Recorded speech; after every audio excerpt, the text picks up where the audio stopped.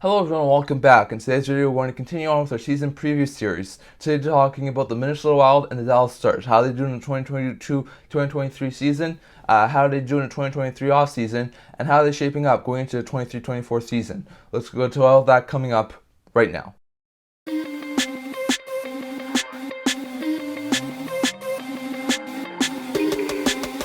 Hello and welcome to another video here at the Internet Talking Channel. We're going to continue on with our season preview series. Today talking about the Minnesota Wild and the Dallas Stars. We're going to start by discussing how they did in the 22-23 season, how their additions and losses in the offseason, their top 3 picks in the 2023 draft, their projected lineup according to me for the 23-24 season, as well as their projected point total for the 23-24 season. So we got a couple of things here to discuss, and we're going to start with the Dallas Stars. The Stars finished the season with a record of 47-21-14 for 108 points, second in the Central Division, fourth in the Western Conference. They faced the Minnesota Wild as the second seed in the Central in the first round of the playoffs. They fell in the first round series 1-0 and 2-1 the series before winning games 4, 5, and 6 to oust the Wild in 6 games to win the series 4-2 and beat them to move on to round 2. In round 2, they would face the Seattle Kraken. They would fall behind in the series 2-1. They would win the next 2 to go up 3-2. The Kraken would force a game 7 before the Dallas Stars would win game 7 2-1 and win the series in 7 games 4-3, advancing to round 3 against the Golden Knights, where they would quickly find themselves in a 3-0 hole. They would win games 4 and 5 to make it interesting, but they would lose game 6 and lose to the eventual Stanley Cup champions, the Vegas Golden Knights, in the Western Conference Final 4-2.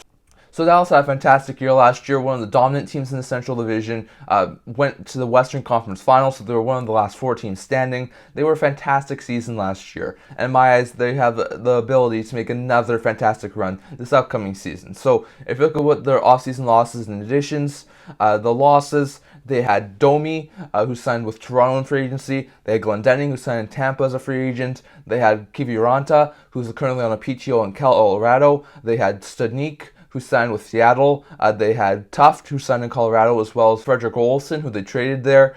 They lose Will Butcher in free agency to Pittsburgh, and they traded Colin Miller to the New Jersey Devils. So no significant names there. Domi was a good in-season acquisition. Miller's been a decent third-pair defenseman. Really, besides those two, they were all depth additions that they lost.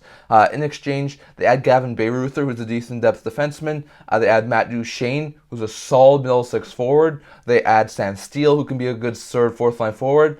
And they add Craig Smith, who's a solid fourth-line veteran. So, in my eyes, they did fantastic this offseason. Domi's loss was bad, and I think Domi did really fit in well with Dallas, but I think it was possibly the right move to move on from him. But they had Matt Duchene, who's going to be a good middle six forward. Smith and Steele are going to be good bottom six forwards. Bayreuther can replace a guy like Miller on the defensive end. In my eyes, that was a fantastic offseason for the Dallas Stars. They lose Domi, Glendening, Kiviranta, Studnik, Olofsson, Tuft.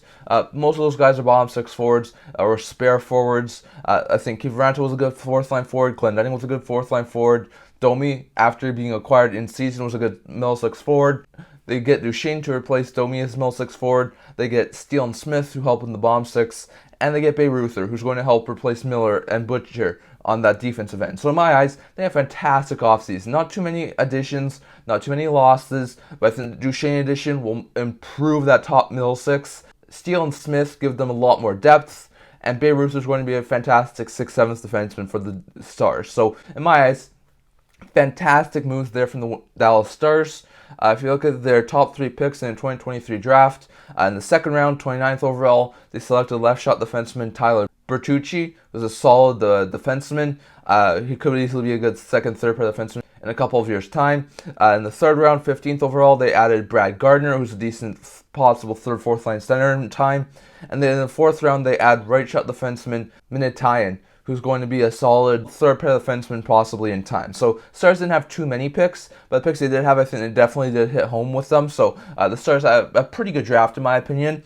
If you look at the current projected lineup in my opinion for the 2023-2024 season, they have Jason Robertson playing with Rupe Hintz and Joe Pavelski. Once again, that's one of the better first lines in the NHL. On the second line, you have Jamie Benn playing with Wyatt Johnston and Matt Duchene. On the third line, you have Mason Marchment playing with Logan Stankoven and Tyler Seguin. On the fourth line, you have Ty Dellandrea playing with Sam Steele and Evgeny Dodonov. On the defensive end, you have Suter and Heiskanen as your top pair, Lindell and Lundqvist as your second pair, and Harley and Hakanpää as your third pair. Onger's your starter, Wedgwood's your backup, Fox and Smith are your two spares, and that would be a cap-compliant roster. So, in my eyes, it's a really good team for Dallas. Like I said, Duchesne, Steele, Smith, they really improved that forward group. I think Stankoven stands a good chance to possibly make the NHL, or maybe even Maverick Bourque this year. On the defensive end, I think Harley's going to be a full-time NHL defenseman this year.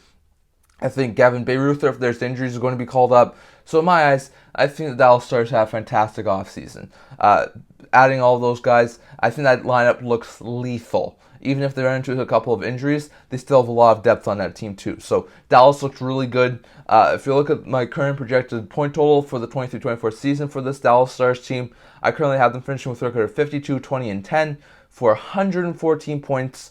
That's first in the Central, first in the Western Conference, 6 more points than they had last year. So I have them being the best in the West in the regular season this upcoming season. I could easily see them go on a very long playoff run. I think this team is poised to be a Stanley Cup contender this year. So going to be interesting to see, but I like what Dallas has done this year. I like the additions. I think they have a really good young team. They're going to have some more younger guys come up, in my opinion. They had a really good draft, in my opinion. And all in all, this team did fantastic. So going to be interesting to see how they do in the regular season. My offseason grade for them is a B+. They definitely did fantastic. I think adding Duchesne is going to be a huge improvement there. Steele and Smith had some really good depth. Sure, they do lose a couple of depth forwards. They lose Domi, who was probably one of the better in-season acquisitions. They lose a couple of bottom six forwards. They lose a couple of third pair defensemen. In my eyes, they still did improved tremendously. And they have younger guys who can take spots if they did lose a little bit more than they added. So in my eyes, they did fantastic. In free agency, they did some good trades. They added some really good talent in the draft. All in all, in my eyes, Dallas had a fantastic offseason. So in my eyes, I think they do warrant a B+ rating, and I think that they're going to be one of the best teams in the West in this upcoming season. Going over to the Minnesota Wild, they did fantastic this past year too. Had a record of 46, 25, and 11 for 103 points, third in the Central, sixth in the Western Conference. Finishing third, they did face the Dallas Stars, who we just talked about, in the first round series. And as we talked about, they went up 1-0 in the series. They went up 2-1 in the series. They had a couple of leads, but lost games 4, 5, and 6 to lose the series in 6 games 4-2 to Dallas, and exited in the first round. So it was a really sour exit for the Minnesota Wild, bowing out in only round 1. But definitely, they had a fantastic season last year, and they just ran into a really good Dallas team who took it to the Western Conference Finals. So not a fantastic playoffs for the Wild, but their regular season was good. Gustafsson emerged as a really good 1A goaltender. Their defense looks good. Their forward group looks good. They are still a cap-strapped team, but they really made do with a lot of good things last year. So going into this upcoming season, as you can see here, their additions and losses are not overly substantial. Their losses, they lose Gustav Nyquist, who was an in-season acquisition to Nashville.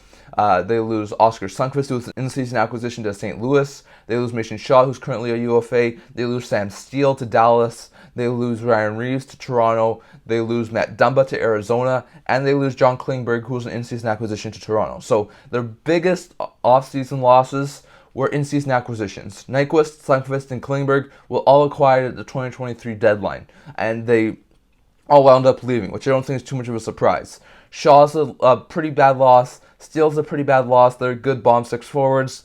Reeves is also a good bottom six forward, so they lose a couple of bottom six forwards. Dumba was a solid top for the defenseman. They just didn't have enough cap space to keep him, so he goes as well. So they do lose a couple of decent players. Their additions are really small. They add Jujhar Khaira, who's a decent fourth-line forward. They add Patrick Maroon, who's a good fourth-line forward. And they add Vinny Lettieri, who can be a good spare AHL forward. So not overly substantial additions and losses for the Wild. Like I said, Nyquist, Sundqvist, and Klingberg were all in-season acquisitions. So you take those away, they lose Shaw, Steele, Reeves, and Dumba for Khaira, Maroon, and Lettieri. So Shaw, Steele, Dumba replaced by Khaira, Maroon in the lineup. I don't think that's too much of an offset. They still have a solid top 9 in my opinion. They lose physical presence in Reeves. They acquire Maroon. They lose a solid fourth line forward in Steele. They add Khaira. So all in all, the forward group I think looks pretty much the same. The defense does look a little bit different, especially without Matt Dumba. but they have the young guys, in my opinion, to replace Dumba internally. So all in all, they don't have too much cap space. They may do with what they had. They add a couple of decent bottom six forwards, and that's that. So they do lose a couple of players, but most of those were in-season acquisitions who they couldn't keep around. And in my eyes, I think they did really good this offseason. If you look at their top 3 picks in the 2023 draft, the first round, 21st overall, they selected forward Charlie Strommel, who could possibly be the team's second-line center long-term. They add in the second round, number 21 overall, center Rasmus Kumppalainen, who I think could be a good second, third-line forward long-term.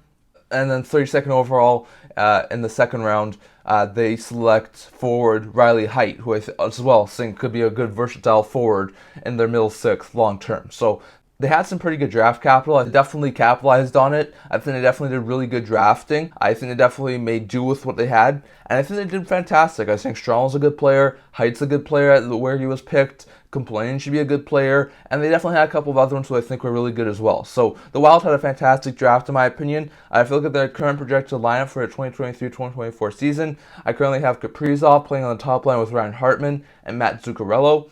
I have Foligno playing on the second line with Eriksson Ek and Matt Boldy.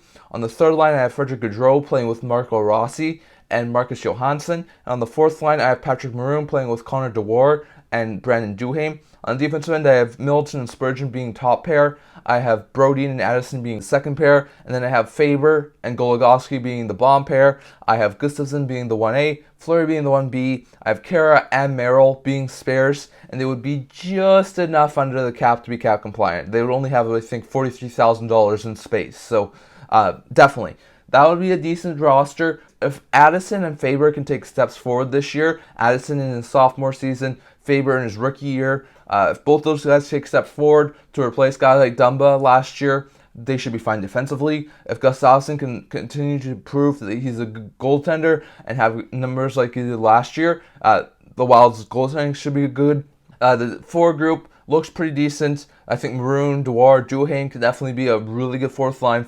If Rossi can step into the third line center role, really run with that, I think that team really does look good. So in my eyes, Minnesota looks good on paper. My current projected point total for the 2023-2024 season for the Minnesota Wild, I have them finishing with a record of 44-28-10 for 98 points, third in the Central Division, and seventh in the Western Conference.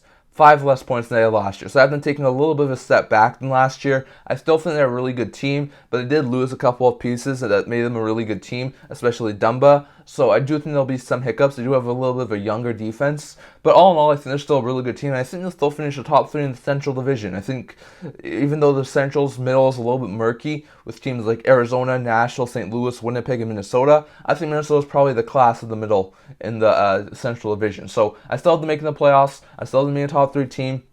Maybe they don't hit the 100-point mark this year, but I still have them being a solid team who makes the playoffs. So going to be interesting to see. My offseason grade for this team is a C+. They didn't really do much this offseason.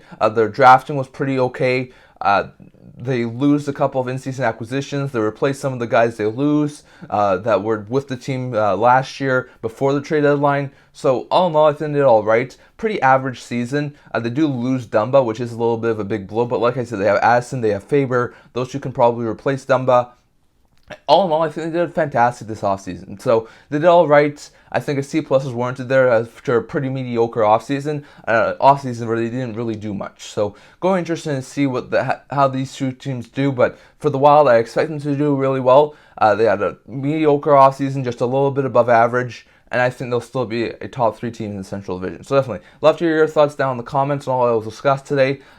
Do the Wild warrant a C+ rating? Do the Stars warrant a B+ rating? I think both of those teams warrant those records. Does Dallas finish tops in the Central and tops in the Western Conference? Does the Wild continue to make a playoff spot at third in the Central? Or do the Wild possibly miss the playoffs? I've seen some people say the Wild could possibly miss the playoffs. Definitely love to hear your thoughts on, do the Wild miss the playoffs? And are the Stars a top-end team in the Western Conference? Down in the comments section below. But definitely love to hear your thoughts. That's all I'm going to talk about for today. Remember to like this video, and if you really liked it, remember to subscribe down below. I also do a blog talking about news, rumors, analysis, stuff like that, so definitely check that out. I have a link down in the description below, and I can't wait to see you guys all for the next video. See you guys soon.